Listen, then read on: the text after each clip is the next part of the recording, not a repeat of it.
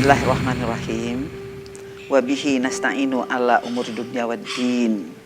Wabihi, hanya dengannya, dengan Allah kita mohon pertolongan atas urusan dunia dan akhirat. Mudah-mudahan pada kesempatan ini kita dapat bertaut hati berkait iman. Ibu Rasid bicara dengan hati, insya Allah sampainya ke hati.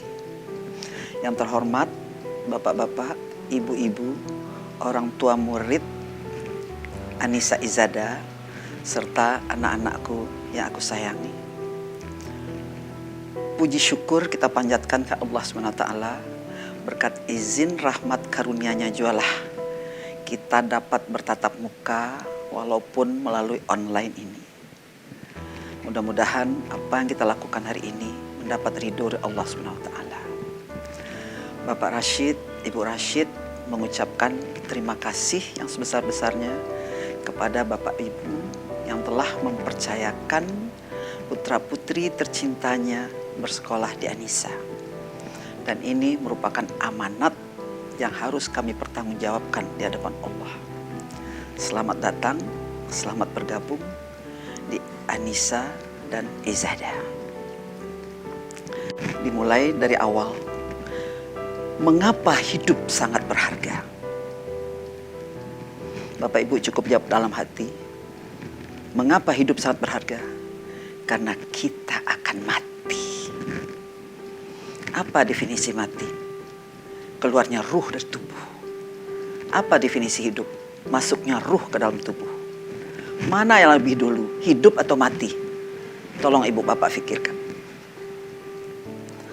Perjalanan menuju Allah amat sangat panjang dan mendaki. Untuk itu, apa yang harus kita siapkan? Siapkan bekal, kurangi beban. Salah satu bekal kita adalah anak yang soleh, yang mendoakan ayah bundanya. Karena itulah Bapak Ibu, dalam surat 19 ayat 6, ketika Nabi Zakaria bermohon pada Allah, yarisuni wa yarisu ali min aliyah. Apa tujuan Bapak Ibu punya anak? Pertanyaan pertama tadi. Sesuai dan 19 ayat 6. Ketika Nabi Zakaria meminta anak pada Allah yang akan mewarisi aku dalam agama dan mewarisi keluarga Yakub. Jadi Bapak Ibu, kita upayakan anak adalah pewaris agama. Menindaklanjuti, menyikapi inilah, maka Bapak Rashid, Ibu Rashid mendirikan sekolah Anissa yang berlandaskan surat 4 ayat 9. Auzubillahi minasyaitonirrajim. Bismillahirrahmanirrahim. Wal yahsyalladzina law taraku min khalfihim dzurriyyatan di'afa khaufu alaihim. Hendaklah mereka takut meninggalkan generasi yang lemah. Hendaklah mereka takut akan kesejahteraan mereka. Karena itulah Bapak Ibu, untuk mendidik anak menjadi pewaris agama, kita harus tahu medan. Apalagi dalam kondisi corona yang sangat sulit ini, kita harus mengetahui why, apa hikmah kira-kira di balik corona ini. Kita kembali ke ayat Al-Quran surat Al-A'raf ayat 96. Walau anna ahlal qura amanu wattaqau lafatahna alaihim barakatim minas sama'i wal ard. Seandainya penduduk suatu negeri beriman dan bertakwa, lafatahna, sungguh kami turunkan barokah minas sama'i wal ard. Walakin kadzabu, tapi mereka mendustakannya, dan kami azab mereka, ada azab yang pedih. Jadi Bapak Ibu, kunci kebahagiaan adalah iman dan takwa. Dan rahasia taat adalah rahasia cinta. Man ahabba liqa Allah, ahabba Allah liqa'ahu. Man kariha liqa Allah, kariha Allah liqa'ahu. Barang siapa yang cinta pada Allah, maka Allah pun akan cinta padanya. Barang siapa yang tidak suka bertemu Allah, Allah pun tidak akan suka bertemu dia. Inilah hadis qudsi. Karena itu Bapak Ibu, yang harus kita upayakan, bagaimana menanamkan cinta Allah kepada anak. Ini kuncinya. Sehingga dia yakin bahwa dia dilihat Allah, Allah mengawasinya, dia malu pada Allah, sehingga dia tidak akan macam-macam dalam hidup. Sehingga inilah membuat cinta Allah tadi internalize, udah built-in, udah terbentuk, menyatu dan tubuhnya. Sehingga mereka untuk kehidupan selanjutnya akan kita giring juga mencari akhirat. Kami juga sekarang sudah mendirikan rumah tahfiz. Jadi kami mencoba bagaimana mengintegrasikan agama dalam kehidupan nyata. Bergabung dengan harapan sekarang Pak Nadiem, literasi, numerasi, dan sikap secara akademik. Sehingga anak kita generasi mendatang ini bisa menjadi the walking Quran. Quran yang berjalan. Nah untuk itu dia harus ngerti Al-Quran. Jadi kita nggak sibuk dengan tahfiz. Memang sekarang sekolah sibuk tahfiz. Tapi Bapak Rasyid ingin semua itu dipahami, dihayati, kemudian diamalkan. Bahkan bertebaran ayat-ayat dalam Al-Quran. Afala ta'qilun. Sehingga anak-anak tadi juga kita upayakan mendahulukan akhirat daripada dunia. Sebagaimana tercantum dalam surat Al-Qasas ayat 77. Wabtaghi fima atakallah darul akhirah wala tansa nasibaka minad dunya wa ahsin kama ahsanallahu ilaika. Cari kampung akhirat, tapi jangan lupakan nasibmu di dunia. Berbuat baiklah sebagaimana Allah telah berbaik-baik kepadamu. Bagaimana sekarang how to-nya kita menyelaraskan, mengintegrasikan Al-Quran ini dengan akademik kehidupan sehari-hari, sehingga betul-betul walkable, membumi di anak-anak kita. Sehingga dia bisa berdoa dengan pengertian Rabbana atina fid dunya hasanah wa fil akhirati hasanah wa qina adzabannar. Semoga kami dapat memenuhi harapan Bapak Ibu, mempersiapkan generasi penerus yang lurus sesuai dengan visi Anissa Izada, yaitu menjadi institusi pendidikan terkemuka di dunia demi terwujudnya pemimpin sejati yang tangguh dan amanah. Wabillahi taufiq wal hidayah. Assalamualaikum warahmatullahi wabarakatuh. Assalamualaikum warahmatullahi wabarakatuh. Ayah bunda yang saya hormati, berjumpa kembali dengan saya Ibu Yuliana, Kepala Sekolah KBTK Anissa. Terima kasih saya ucapkan atas kepercayaan ayah bunda menyekolahkan Ananda di sekolah kami. Visi sekolah Anissa Izada adalah menjadi institusi pendidikan terkemuka di dunia demi terwujudnya pemimpin sejati yang tangguh dan amanah. Kami juga mempunyai misi menyiapkan SDM yang handal dengan high quality, kemudian menyiapkan sarana dan prasarana yang berkualitas, mewujudkan akhlak mulia baik untuk prestasi akademik maupun non-akademik. Kami juga ingin menghasilkan excellent outcome bagi siswa-siswa didik kami. Kemudian kami juga menerapkan kurikulum 2013 yang diperkaya dengan standar kompetensi yang unggul. Kami pun melaksanakan program pembelajaran dengan aktif, kreatif, dan inovatif.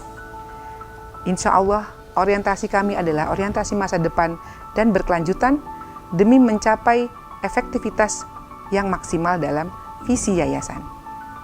Kelompok bermain dan TK Anissa menerapkan kurikulum nasional yang diperkaya dengan mengintegrasikan nilai-nilai agama Islam yang terangkum dalam 10 adab Anissa. Dan kami juga mempunyai program The Leader in Me untuk membekali siswa dengan perangkat kebiasaan yang baik, yaitu 7 Habits.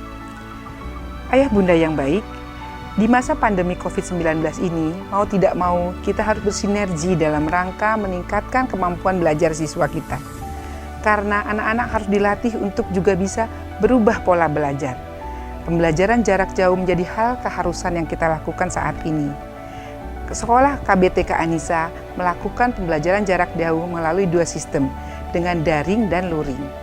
Untuk daring, insya Allah guru-guru akan melakukan Zoom meeting atau video call WhatsApp. Nah, kemudian kami juga membagi kelas menjadi lebih kecil kelompoknya. Untuk lebih jelasnya nanti akan dijelaskan oleh guru kelompok level masing-masing. Dan untuk luring, guru akan menyiapkan video tematik tutorial yang akan dikirim by aplikasi Pintro, sehingga ayah bunda bisa memberikan pembelajaran tersebut kapan saja bila mana ayah bunda mengalami hambatan dalam menemani Ananda di rumah. Panduan umum untuk pembelajaran jarak jauh KBTK Anissa adalah sebagai berikut. Anak-anak diminta untuk standby 10 menit sebelum kegiatan PJJ berlangsung. Kemudian anak-anak diminta sudah mandi dan sarapan serta memakai seragam sekolah. Saya memiliki tips untuk orang tua. Resiliensi. Jadikan anak kita terlatih untuk mengikuti perubahan pembelajaran jarak jauh karena pandemi COVID-19. Apabila ayah bunda mengalami hambatan, silakan hubungi guru kelas ataupun kami selaku manajemen kelompok bermain dan TK Anissa di jadwal yang akan kami berikan.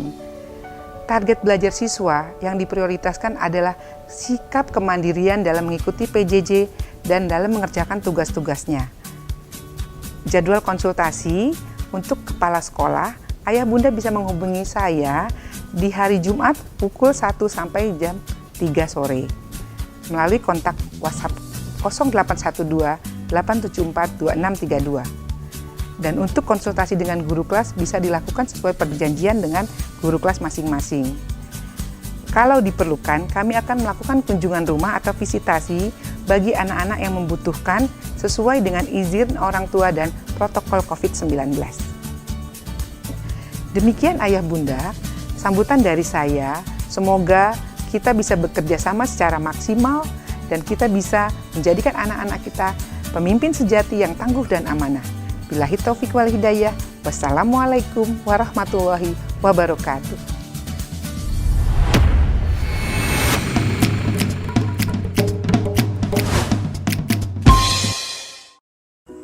Assalamualaikum warahmatullahi wabarakatuh. Halo, apa kabar Bapak semua? Teman-teman semua. Pada saat Bapak Ibu, teman-teman semua nonton video ini, maka kita sedang berada di persiapan masuk ke tahun ajaran baru tahun 2020 ya. Sebuah tahun yang sangat unik, sangat menantang karena ya kita belajar banyak hal di tahun ini ya. Kita mengalami sebuah situasi yang belum pernah terjadi dalam sejarah mungkin bangsa kita gitu ya. Dan mudah-mudahan sih nggak terjadi lagi, tapi yang jelas ini sebuah pengalaman yang pasti akan sangat banyak hikmahnya, sehingga cara kita menghadapinya pun tidak bisa standar.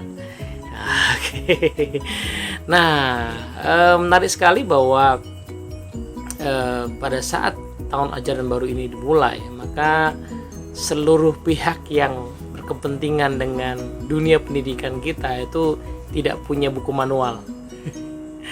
Ya, dari pemerintah nggak ada buku manualnya, dari sekolah juga nggak ada buku manualnya, dari orang tua juga nggak ada buku manualnya. Kita belum pernah ngalamin. Siswa kita apalagi, ya anak-anak kita apalagi. Nah, maka sepertinya satu-satunya cara bagi semua pihak supaya bisa melalui masa ini adalah dengan melakukan yang namanya learning on the go. Jadi belajar sambil jalan, belajar sambil melakukan apa yang bisa kita lakukan dan mengerjakan perbaikan-perbaikan yang mungkin dilakukan. Itulah sebabnya kita lihat banyak pihak ya, sekolah ya belajar terus lah ya, orang tua juga sama ya. Course webinar parenting makin banyak di mana-mana gitu ya, diskusi makin banyak di mana-mana, which is a good thing. Dan rasa-rasanya di bulan kesekian ini kita sudah bisa mulai mengintegrasikan berbagai hal yang kita pelajari sehingga kita bisa punya persiapan yang moga-moga lebih baik setelah ini. Oke, apa aja itu? Mari kita bahas ya. Oke, Bapak sekalian, jadi Franklin Covey itu yang bermitra dengan Dunamis itu punya satu framework yang akan bisa membantu kita memahami situasi dalam perubahan. Frameworknya namanya The Change Model. Nah, dalam Change Model itu ada 4 fase perubahan. Ya, pertama adalah zona status quo, yang kedua adalah zona disrupsi, yang ketiga zona adopsi, dan yang keempat zona kinerja lebih baik atau zone for better performance. Nah, 4 zona ini itu hampir selalu ada di banyak situasi perubahan. Perubahan yang memang disengaja dibuat maupun perubahan yang tidak sengaja dibuat seperti pandemi COVID-19 ini. Nah, tapi menariknya ada dari 4 zona itu sebenarnya ada 2 zona yang menjadi kunci. Pertama adalah zona disrupsi, kedua adalah zona adopsi. Kenapa? Kalau zona disrupsi berhasil bergeser menjadi zona adopsi, maka ada harapan justru hadirnya sebuah krisis atau perubahan akan membuat kita justru akan punya kinerja yang jauh lebih baik dari sebelumnya. Artinya apa? Sekolah kita, keluarga kita, masyarakat kita akan jauh lebih baik dari sebelumnya. Tapi ada syaratnya. Apa syaratnya? Yaitu mengambil inisiatif di zona adopsi. Apa tuh zona adopsi? Nama lain dari zona adopsi adalah zona pembelajaran dan pengembangan.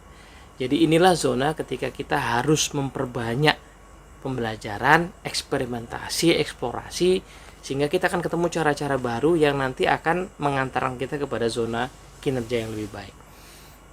Nah, maka ya tidak ada cara lain selain memang di zona ini semua pihak sama-sama belajar dan berkolaborasi untuk belajar. Gitu. Maka menarik sekali untuk kita cermati.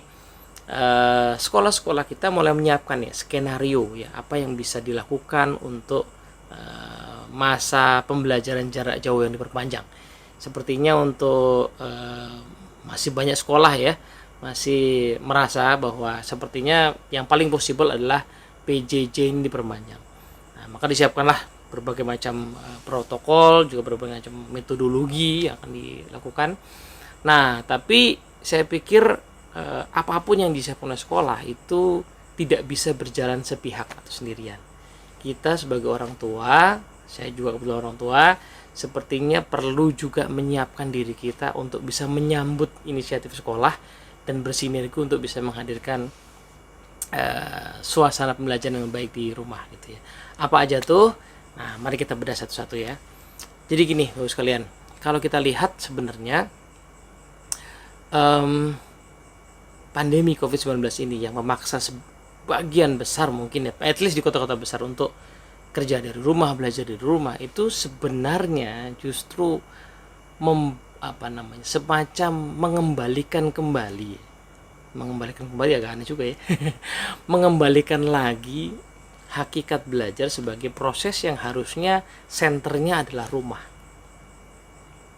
Ya, sekolah itu kan dibuat ketika memang kita ingin sebuah masyarakat punya pendidikan yang setara.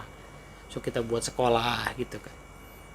Tapi sebenarnya dari sejak peradaban yang lampau gitu ya, pembelajaran itu apalagi life skill, basic skill selalu terjadi di rumah. Jadi center peradaban, center pembelajaran selalu dasarnya ada di rumah. Nah, di pandemi ini kita kok seolah-olah dipaksa untuk melakukan hal itu, kembali ke rumah. Ya kan, belajar terpaksa di rumah. Itu yang pertama kali dirumahkan kan siswa. Nah, kerja juga sebagian begitu, ya sebagian besar mungkin. Sekarang udah separuh mungkin ya sudah mulai masuk kantor, tapi masih banyak protokol yang harus diikuti sehingga sebagian orang yang bisa kerja di rumah pasti akan kerja di rumah. Nah, tapi pembelajaran luar biasanya adalah memang dikembalikan lagi ke rumah. Nah, untuk itu kita juga mesti menyadari sebenarnya pembelajaran itu poin utamanya apa hakikat yang ingin dicapai. Nah, menariknya adalah banyak sekolah yang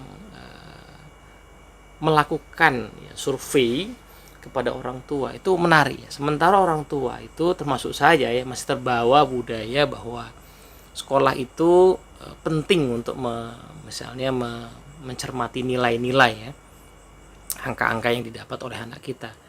Tetapi lucunya adalah yang paling didambakan dari orang tua ya, ketika seorang anak lulus di sekolah bukan nilai-nilainya itu. Yang paling didambakan adalah karakter yang terbentuk dari proses belajar di sekolah itu. Jadi sebenarnya ini poin menarik ya. Bukankah sebenarnya pembelajaran karakter itu lagi-lagi senternya adalah rumah. Kita yang paling berkepentingan, kita yang akan terus bersama anak kita, sementara sekolah tidak setiap saat. Dan akan ada titik di mana anak berhenti ada di situ gitu. Nah, jadi sebenarnya ini momentum yang bagus. Sementara pemerintah, ya, even sekolah sendiri mulai melonggarkan batas-batas proses pembelajaran, mencari cara-cara yang paling possible untuk membuat pembelajaran di rumah, sebenarnya kita pun demikian, kita pun bisa kemudian melihat proses pembelajaran itu kembali kepada hakikatnya, yaitu untuk membentuk karakter. Bahwa pelajaran yang teknis sekalipun seperti matematika itu tujuannya bukan supaya anak bisa menyelesaikan soal matematika dan mendapat nilai yang bagus, jelas bukan itu. Tetapi apakah kalau anak pada umur tertentu kita minta dia ke warung maka kembaliannya benar? Kalau kita kasih dia uang, maka uang itu bisa dihitung dengan tepat sehingga ya dia bisa nabung, dia bisa spending dengan bijaksana. Ya kan, kalau kita minta dia mengukur prakarya yang nggak mau kita pasang ya pajangan di rumah gitu, ukurannya presisi, sepertinya kan itu ya. Karakter yang ditunjukkan lewat perilaku itu yang menjadi tujuan, bukan kemampuannya menyelesaikan soal-soal, which is itu yang kemarin-kemarin paling banyak ada di sekolah kita. Nah, jadi ini momentumnya, justru momentum untuk kita mengembalikan lagi pembelajaran sebagai sebuah cara membentuk karakter. Gitu. Nah, caranya gimana? Nah, sebenarnya menarik ya. Ada sebuah kaidah ya, yang banyak digunakan oleh para praktisi pembelajaran, bahwa sebenarnya di era sekarang ini knowledge itu kan bertebaran di mana-mana. Ya, termasuk ya di sekolah kita disediakan kurikulum, disediakan buku, sekolah sudah menyiapkan tadi ya proses untuk belajarnya. Nah, yang disiapkan semua itu namanya konten. Nah, tapi belajar selalu memerlukan konteks. Nah, maka proses belajar sebenarnya adalah proses menghubungkan antara konten yang dipelajari ya dengan konteks dunia nyatanya. Ya, kalau boleh disingkat jadi 3C, connecting content to context. Ya, bagaimana konten yang dipelajari di sekolah bisa connect dengan kehidupan nyata. Which is dalam kondisi sekarang ini paling possible kan, dunia nyata anak lagi dekat sekali dengan kita. Selama ini kalau kita seandainya mungkin kondisi kerja yang normal, tidak setiap saat kita bisa memantau pembelajaran, maka sekarang sebenarnya paling mungkin ya, sangat mungkin sekali untuk kita bisa memantau cukup lebih detail, sehingga kita bisa memastikan setiap konten yang dipelajari anak di pembelajaran yang disiapkan sekolah bisa connect dengan konteksnya. Ya, saya suka ambil contoh misalnya di pelajaran bahasa Indonesia ya, di level tertentu itu belajar yang namanya majas. Terus saya dulu nggak paham apa gunanya majas selain untuk bisa lulus ujian bahasa Indonesia. Tetapi sebenarnya ya saya baru menyadari belakangan bahwa misalnya ya kadang-kadang kita tuh di rumah kedatangan tamu gitu ya, kemudian kita pengen mengutarakan sesuatu secara eksplisit nggak enak ya, maka kita mulai menggunakan bahasa-bahasa lain yang lebih halus, moga-moga tamunya nangkap maksudnya gitu. Nah, bukankah itu fungsi dari majas misalnya? Nah, kita sebagai orang yang ada di lapangan, kita bukan akademisi ya, saya berasumsi demikian, kebanyakan mungkin di antara kita bukan akademisi. Sebenarnya ada orang yang paham konteks, orang yang paham lapangan, yang begitu melihat sebuah konten mungkin akan lebih mudah untuk menemukan, oh ini kepakainya kira-kira begini ya. Nah, sehingga sebenarnya kita yang paling possible untuk bisa membantu anak-anak kita menemukan konteks dari pelajaran-pelajaran yang dipelajari di sekolah. Nah, jadi selain bahwa kita perlu mendampingi anak-anak kita, tetapi sebenarnya fungsi utama kita adalah mungkin sebagai coach ya, pelatih dari anak-anak kita yang sudah mendapatkan konten dari sekolah untuk bisa dikonekkan dengan konteks yang terjadi sehari-hari. Sesuatu yang tidak mungkin dilakukan oleh guru, pertama karena jarak jauh, ya, kedua ya guru menghadapi sekian banyak siswa kan nggak mungkin paham konteks seluruh siswa. Kita lah orang tua yang paling paham konteks tempat anak kita hidup sehari-hari gitu. Nah, tentu aplikasi realnya agak berbeda. Nah, tetapi kalau boleh dirangkum sebenarnya prosesnya sederhana ya. Belajar itu dimulai dengan perencanaan pasti kan, maka kita mesti paham perencanaan pembelajarannya apa, materi yang dipelajari itu tujuannya untuk apa. Kemudian habis itu ya dipelajari secara disiplin, nanti di akhir direfleksikan, dikonekkan dengan keseharian kita. Ya, tipsnya cukup sederhana. Kita cukup berdiskusi dengan anak kita, meluangkan waktu untuk bertanya apa yang dipelajari, lalu apa gunanya. Nah, lalu kita cari gunanya itu di keseharian kita ada nggak yang langsung bisa diaplikasikan. Nah, gitu kira-kira ya. Kurang lebih begitu kaidahnya Ibu sekalian ya. Jadi ini mudah-mudahan menjadi sebuah tips yang bisa kita aplikasikan. Assalamualaikum warahmatullahi wabarakatuh. Bismillahirrahmanirrahim. Terima kasih ayah bunda yang telah bergabung di kelompok bermain An-Nisa. Hari ini kita akan melakukan open day secara virtual. Terima kasih untuk Miss Yuli selaku kepala sekolah yang telah memberi sambutannya. Dan juga terima kasih untuk Bapak Teddy Prasetya Yuliawan sebagai narasumber hari ini. Dan selanjutnya akan saya perkenalkan guru-guru kelompok bermain. Inilah profil guru-guru kelompok bermain. Tak kenal maka tak sayang. Masa kerja yang cukup lama dan berkompeten di bidangnya. Berikutnya akan kami paparkan program pengembangan pembelajaran di kelompok bermain An-Nisa yang mengacu pada kurikulum 13 dari Diknas, diperkaya dan terintegrasi dengan 10 adab An-Nisa dan 7 Habits the Leader in Me untuk membangun karakter yang tangguh. Kurikulum 13 mencakup 6 aspek program kepengembangan. Yang pertama, aspek nilai moral dan agama. Anak mampu meniru secara sederhana perilaku keagamaan yang dilihat dan didengarnya. Seperti cara beribadah, di mana orang tua mengajak anaknya untuk mengikuti gerakan-gerakan apa yang dilakukannya. Juga pembiasaan membaca doa, surat-surat pendek, dan mengenal huruf hijaiyah. Serta mulai meniru perilaku baik, yaitu sopan, santun, jujur, penolong, dan hormat. Kemudian aspek yang kedua adalah bahasa, di mana anak mampu menguasai bahasa reseptif atau menyimak dan membaca. Di mana anak menyukai dengan membaca buku, dengan membaca buku kosakata akan bertambah, bahkan anak akan berimajinasi, bermain peran. Kemudian anak juga memahami bahasa ekspresif, yaitu mengungkapkan bahasa verbal dan non-verbal, yaitu berkomunikasi dengan guru dan juga teman, serta mengenal keaksaraan awal melalui bermain. Selanjutnya, aspek kognitif.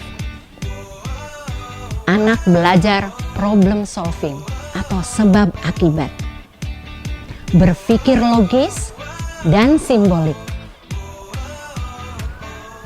dan mengenal ciri-ciri dan klasifikasi benda, simbol-simbol angka dan hitungan sederhana, serta warna dan konsep geometri.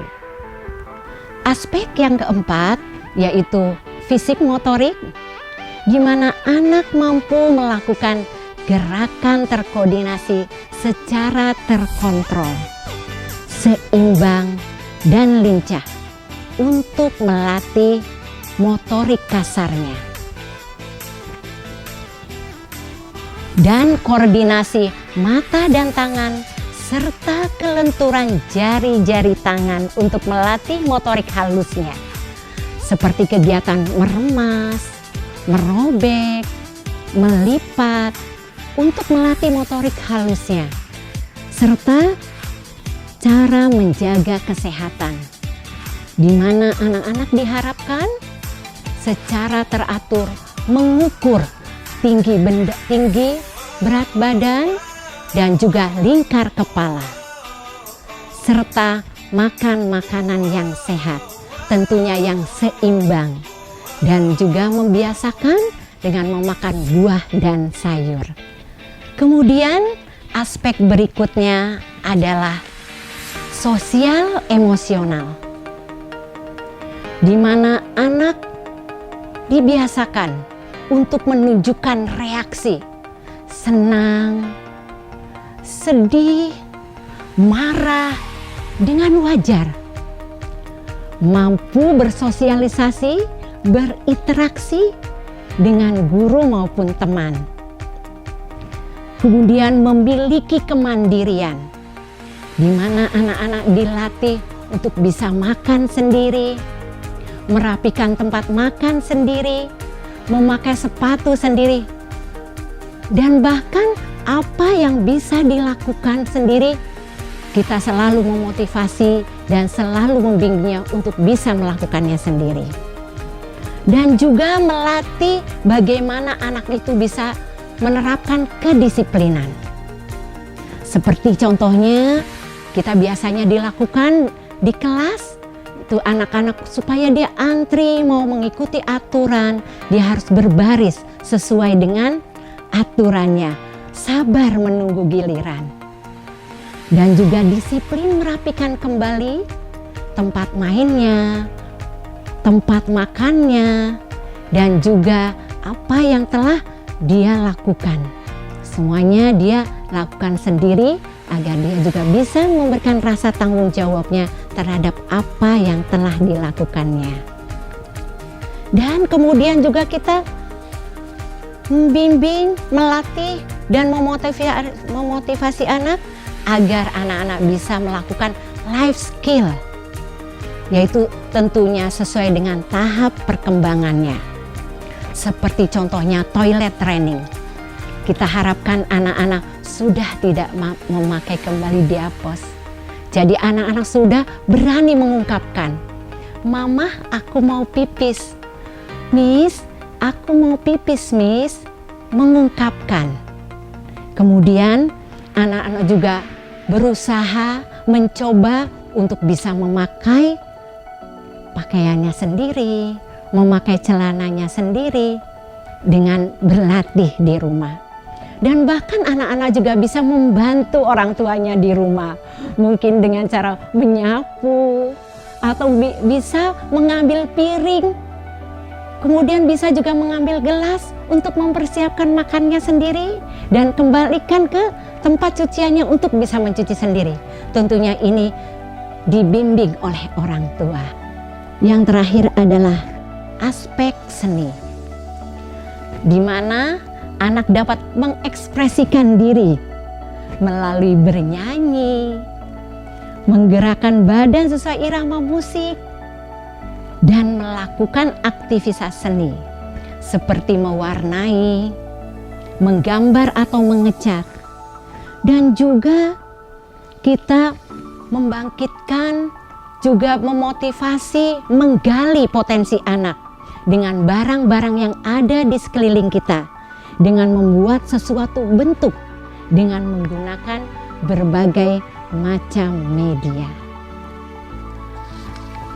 Itulah tadi 6 aspek program pengembangan yang terintegrasi dengan 10 adab sekolah An-Nisa dan juga 7 Habits the Leader in Me. Adapun dari kegiatan-kegiatan yang sudah dilakukan, kami akan memberikan pelaporan evaluasi perkembangan siswa kepada orang tua. Kami akan memberikan pelaporan bulanan dan kami juga akan memberikan pelaporan 3 bulan atau mid semester, yaitu berupa SLC dan portofolio. Dan kami juga akan memberikan per semester, yaitu semester 1 dan semester 2, pelaporan perkembangan anak. Nah, dari semua pelaporan perkembangan ini dapat ayah bunda dibuka melalui aplikasi Pintro. Jadi bunda silakan boleh melihat apa yang telah dilakukan anaknya. Guru telah memberikan apa hari ini. Silakan ayah dan bunda membuka aplikasi Pintro karena selalu aplikasi Pintro ini online setiap hari. Baik ayah bunda, adapun di masa pandemi ini dan kami pun akan memberikan panduan pelaksanaan pembelajaran jarak jauh tersebut. Dan insya Allah ayah bunda juga bisa mendapatkannya melalui soft copy yang nanti akan kami kirim. Dan kami akan sampaikan sedikit bagaimana panduan pembelajaran pelaksanaan jarak jauh itu. PJJ itu kami akan mulai dari jam 8.30 sampai jam 11.30 dan terbagi menjadi beberapa sesi. Dan tentunya pembelajaran jarak jauh ini ada kerjasama dari orang tua dan juga kesiapan dari siswa itu sendiri, kesiapan dari anak. Adapun mekanisme kegiatan belajar mengajar di kelompok bermain dilakukan dengan 2 kombinasi kegiatan. Yang pertama ada luring, yaitu melakukan kunjungan ke rumah siswa. Jadi ada visit. Itu selama 2 kali seminggu. Dan tentunya ini sesuai dengan persetujuan dari orang tua. Dengan jadwal setiap hari Senin dan Jumat itu untuk kelas Sincer dan Togetherness. Sedangkan untuk Selasa dan Kamis untuk kelas Anes dan Modest. Sedangkan kombinasi yang kedua adalah daring, di mana pembelajaran ini dengan jarak jauh diberikan 1 kali seminggu, bisa melalui via Zoom ataupun Vicall dengan jumlah siswa yang disesuaikan, bisa kelompok kecil, bisa juga kelompok besar. Kelompok kecil di sini antara 2-3 anak, sedangkan kelompok besar mungkin bisa dengan 7 anak, insya Allah. Dan ini dilakukan setiap hari Rabu dan terbagi dalam 2 sesi. Sesi pertama yaitu Sincer Class dan Togetherness dari mulai jam 8.30 sampai jam 9. Kemudian di sesi kedua yaitu kelas Anes dan Modest mulai dari jam 9.30 sampai jam 10. Insya Allah itu ayah bunda yang dapat kami paparkan, yaitu tentang program pengembangan pembelajaran di kelompok bermain. Semoga ayah dan bunda dapat memahami dan bekerja sama untuk mengoptimalkan perkembangan dan potensi yang dimiliki anak. Terima kasih atas perhatiannya. Salam sehat dan semangat. Wassalamualaikum warahmatullahi wabarakatuh. Terima kasih.